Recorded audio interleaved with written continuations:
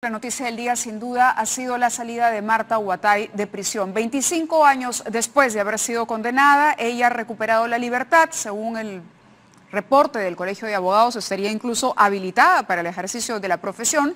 Y esta tarde nuestra reportera Sally Sammarriego conversó con el procurador Milko Ruiz y esto es lo que dijo sobre el tema de la indemnización que tendría que pagar Marta Huatay.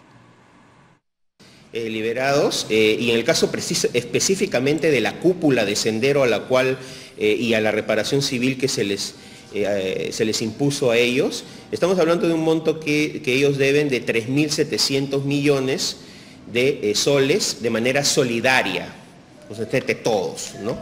Que son Sumán Morote, Margot Liendo Gil, Victoria Obdulia, Víctor Zavala, Marta Huatay, Rosa Angélica Salas de la Cruz, Margie Clavo, Oscar Ramírez Durán, Manuela Abimael Guzmán Reynoso, Elena Parraguirre, María Guadalupe Pantoja y Laura Eugenia Zambrano Padilla.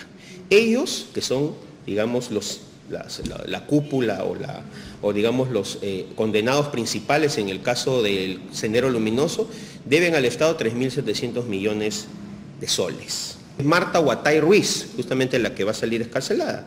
A ella se le ha embargado su oficina donde ella ejercía la defensa de terroristas en los años 80 y 90, que queda en el cercado de Lima, en la calle Roosevelt.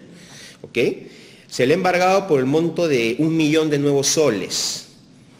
Y el precio de la tasación, porque ya se tasó ese bien, es de aproximadamente 100.000 soles, ¿no? Que va a ser el precio base al momento de remate. Las palabras entonces del Procurador Anticorrupción, Fernando, muy buenas noches. Fernando Rospigliosi ya está con nosotros para analizar este y otros hechos. Va a ser imposible cobrar las indemnizaciones, ¿no? Sin duda, son cifras astronómicas realmente y no hay manera de que esta gente las pague, pero de todas maneras entiendo que, por ejemplo, no pueden tener bienes a su nombre, no pueden tener cuentas porque serían inmediatamente embargadas para cobrarse el pago de la reparación civil. Eso les crea un problema, pero finalmente es un problema menor, ¿no? Claro, porque estamos hablando de más de 6.000 millones, de los cuales se ha recuperado poco más de uno. Claro. Es decir, que eso es el 15-18% del grueso de reparación civil, del monto establecido. No, es una cifra insignificante lo que se ha recuperado, pero eso ocurre con todos, ¿no? No solamente con terroristas, también los condenados por corrupción de la década del 90, por ejemplo, que han ido saliendo en libertad, tampoco han pagado la reparación civil. ¿No está esto mal? Es decir, mucha gente dice, pero entonces, ¿por qué salen? Porque no hay cárcel por deudas, ¿no? Entonces, hay muy poca gente que saldría cuando tiene que pagar reparación civil. Serían más o menos condenas a cadena perpetua para todo el mundo, ¿no?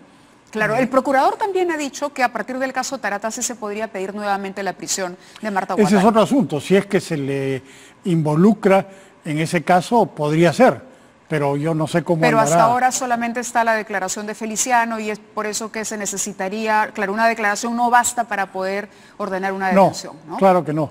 Pero habrá que ver a qué conclusiones puede llegar la investigación tanto de la policía como la de la fiscalía, ¿no? Ahora, esta mujer sí es una criminal de las peores de este grupo de cabecilla de Sendero Luminoso. ¿Qué era Socorro Popular? El Socorro Popular al principio lo crean como un organismo de fachada para ayudar a los presos, darles asistencia legal, pero como van siendo acorralados por las fuerzas del orden, finalmente este Socorro Popular se transforma en un organismo criminal más, de los que cometía atentados, mataba gente, ponía bombas, ¿no? Se convierte en otra de estas células asesinas, ¿no? Y esta señora ha estado involucrada en eso, sin ninguna duda. No debió salir, ¿no? Bueno, fue la sentencia que le dio el Poder Judicial. Ahora se ha estado hablando mucho de que el gobierno de Paniagua lo liberó. Eso no es así. Fue el Tribunal Constitucional, cuando se restauró la democracia, el que decidió anular los juicios. Claro, ir a nuevos procesos. Claro, porque los juicios estaban mal hechos. Y algunos de los que opinábamos en aquella época, en la década del 90, yo lo he hecho muchas veces de caretas, se dijo infinidad de veces, esos juicios estaban mal hechos y cuando se restaurara la democracia, inevitablemente iban a ser anulados. Claro, es cierto, tribunales se sin había rostro, hecho la advertencia sin, ya, claro. Sin garantías, tribunales militares. También, a partir creo que del año 97, se empezó a juzgar a delincuentes comunes en tribunales militares. Esos juicios también fueron anulados y todos esos delincuentes comunes tuvieron que ser juzgados nuevamente. O sea, el error vino de la década del 90. Claro, de ahí lo que decía el ministro Nieto en el primer bloque del programa, ¿no? Que la lucha también pasaba por cuidar todo el tema de respetar los derechos humanos, tanto en el caso de los remanentes como en el caso de estos ideólogos que están hoy recuperando la libertad. Sí, claro. Porque de lo contrario vamos a tener nuevamente procesos internacionales y otra vez autogoles, si lo quieres ver de esa manera, Tú ¿no? tienes que respetar las normas. Si estás en una democracia, respeta las normas. No se trata de crear grupos de aniquilamiento, grupos de asesinato o hacer estos tipos de juicio express, ¿no? Que en 2 horas te condenan a una cadena perpetua. Una de las consecuencias de eso fue que se condenó a centenares de personas inocentes a penas altísimas y el propio gobierno de Alberto Fujimori reconoció ese error y por eso creó esta comisión con el padre Lancier y otra persona, con el defensor del pueblo, Jorge Santisteban, para indultar a los inocentes. Una cantidad impresionante. Bueno, en el gobierno de Fujimori se liberó a más de 500 condenados por estos tribunales creados por el propio Fujimori, se liberó a más de 500 que habían sido condenados injustamente. Y después en los gobiernos sucesivos a 200, creo, en el de Paniagua y a 100 en el de Toledo. Pero la mayoría fueron liberados en el propio gobierno de Fujimori, que tuvo que reconocer que estos tribunales sentenciaban a personas inocentes. Claro. Ahora, es interesante, de pronto no cabe el paralelo, pero es interesante ver cómo la adecuada administración de justicia en el país puede lograr frutos sólidos. Y me refiero, por ejemplo, ahora estamos en medio de una serie de procesos por corrupción. Entonces, la prisión preventiva de Nadine Heredia y Ollanta Humala se cuestiona porque han pasado 90 días y todavía no se presenta finalmente la acusación. ¿Qué opinas de eso? Bueno, porque cuando leímos la justificación de la prisión preventiva, o escuchamos, mejor dicho, la lectura, parecía que que la acusación estaba completamente lista. Sin embargo, han pasado 3 meses y hoy incluso el expresidente publica, ¿no?, un texto en el diario El Comercio donde habla de abuso político, sí. En fin, sale en el Decano él opinando, ¿no?, cuando está procesado y en una situación complicada para muchos de los que creemos en la justicia. Desgraciadamente la justicia marcha a un ritmo increíblemente lento, ¿no? Pero no es el único caso, ni mucho menos. Por ejemplo, recordemos, Gregorio Santos, el ex gobernador de Cajamarca, contra el cual hay pruebas abrumadoras de corrupción, no se trata de un juicio político, de corrupción, estuvo 3 años preso. Y ahora está libre y todavía no hay el juicio donde se llega a una decisión.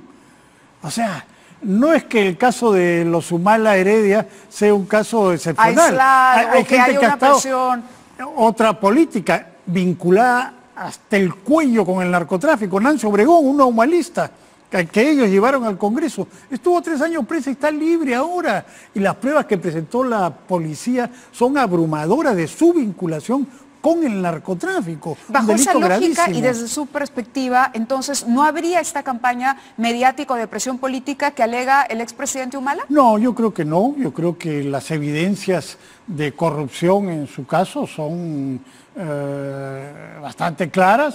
Naturalmente tiene que tener un proceso justo, pero bueno, desgraciadamente la justicia marcha a un ritmo increíblemente lento y no se ha hecho pues lo que se hizo en el gobierno de Paniagua, que se creó un sistema especial anticorrupción que funcionó eficientemente y más o menos rápidamente y llegó a sentencias como las que conocemos, que fue la única vez en la historia que ha habido algo así, que se ha sentenciado, investigado y sentenciado en el caso de culpabilidad a personas que tenían poder, dinero, etcétera.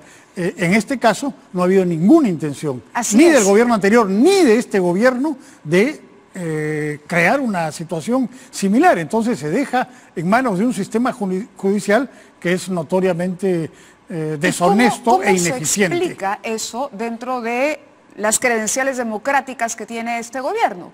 Bueno, credenciales democráticas es una cosa y decisión de lucha anticorrupción es otra. Está clarísimo. ¿No hay decisión No del existe, gobierno? pero está clarísimo que no existe. Mira lo que ha pasado con las procuradoras. O sea, ¿quién ideó y generó este sistema anticorrupción del año 2000? La Procuraduría Anticorrupción, que era un elemento fundamental con el cual cuenta el gobierno para impulsar un sistema de esta naturaleza. Mira lo que pasó con las procuradoras. Nombran a esta señora Julia Príncipe, a la otra Caterina Puero, después la votan, y ahora la Procuraduría está ahí suspendida en el aire. No es un ente que impulse decididamente la lucha anticorrupción. Cuando estallan los primeros escándalos de anticorrupción, ¿qué hacen para taparlo de parte del gobierno? Crean esta comisión presidida por el ex defensor del pueblo, que hizo un informe y al cual metieron al cajón y se olvidaron. O sea, no hay ninguna voluntad anticorrupción en este gobierno. En ese sentido, la negativa del presidente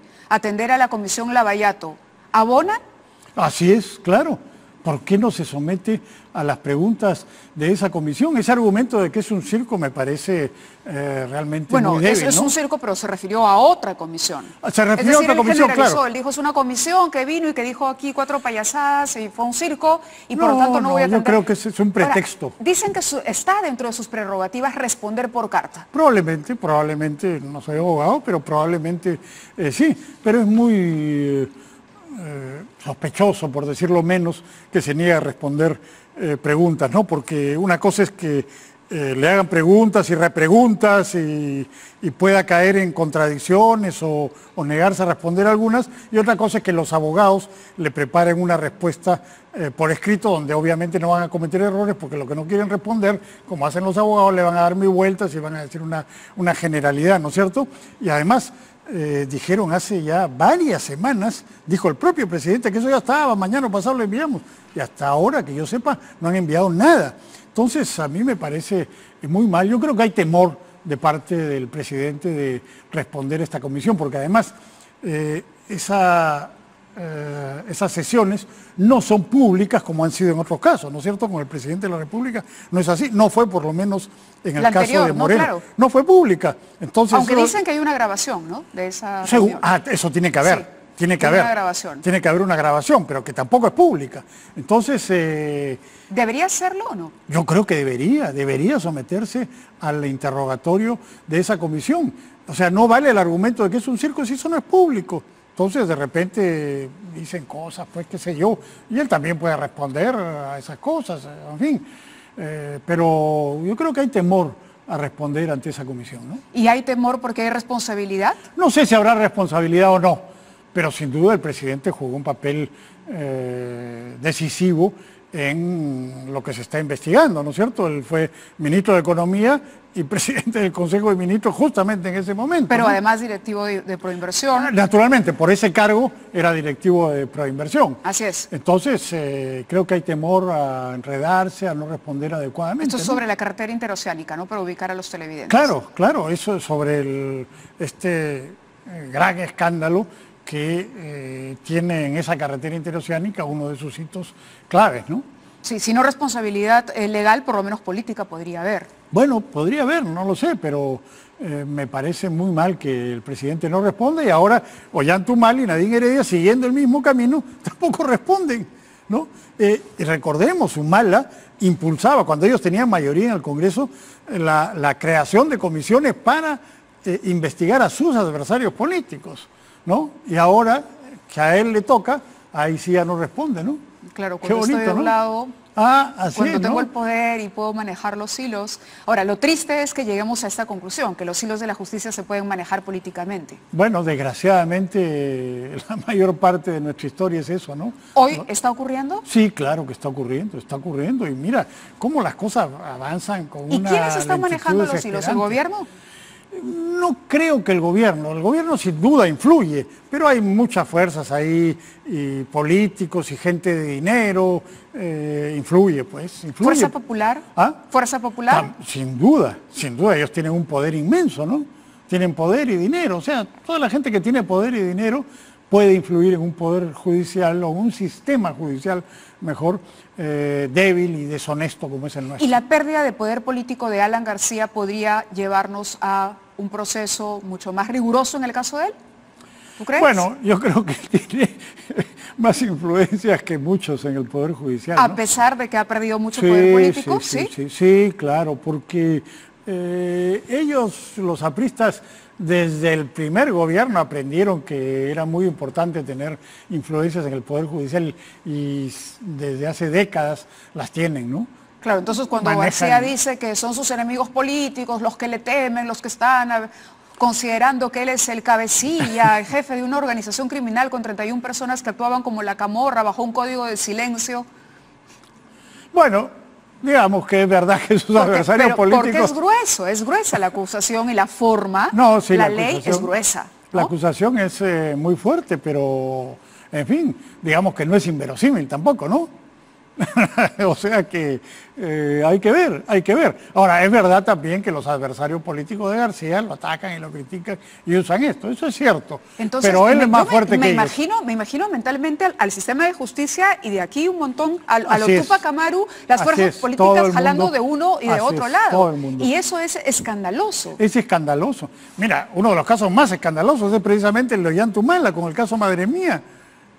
Cómo sobornaron testigos abiertamente, descaradamente, todo el mundo se enteró, había las evidencias y finalmente lo limpiaron. Claro, y tuvo que dejar de ser presidente para que nos enteráramos de todo lo que había ocurrido.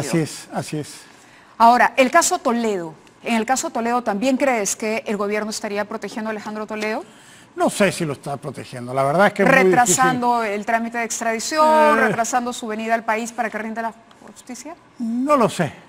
Yo creo que eso es más bien discutible, ¿no? No sé si el gobierno tiene tanta influencia.